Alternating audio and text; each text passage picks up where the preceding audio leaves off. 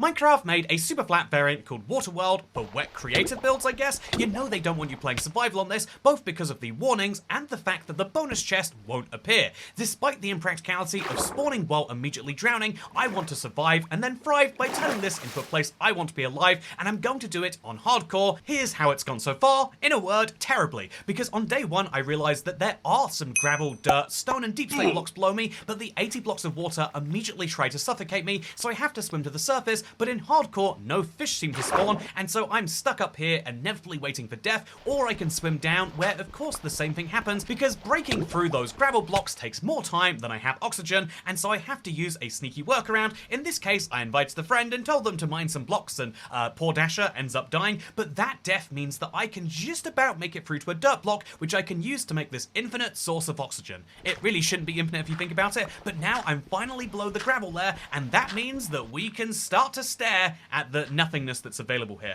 I mean, seriously, there's stone and deep slate below me, but it's not mineable without wood, which there is none of in this world, and so instead I can take advantage of the zombies that are spawning down here to get a source of food, and I can become a dirt farmer, which is what I'm going to do for the next couple of days until I resurface, making an easy way back down for future me, and bringing a stack of blocks to the surface so I can have an actual platform to live on. I mean, sure, I don't have reliable food, there's no wood, there's no basic survival necessities, and that means there's only one man who can help me, and thankfully this dirt platform allows him to spawn. Although he hasn't yet, so I instead look longingly at the water with a wish that I could have fish so I could have a dish off it. But yes, on day 10, the Wandering Trader spawns and sells saplings, but he only buys things I can't possibly find, so what am I going to do? Well, if you've seen this series so far, well, that 7.5% chance that he drops his milk is of course the goal, and it doesn't happen first time or the second, but I always manage to milk him eventually, and I can sell it to the next Wandering Trader to get emeralds, which I can redeem for some wood. This then allows me to craft a fishing rod. Oh yeah, this is incredible. I can finally start to eat properly, but also I could get myself a wooden pickaxe to make a furnace and even cook it up.